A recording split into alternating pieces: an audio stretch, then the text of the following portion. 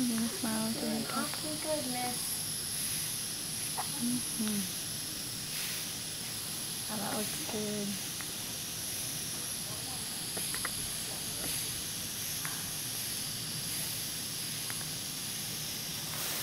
You want to show Grandma and Grandpa your hiccup? Hiccup! Hiccup!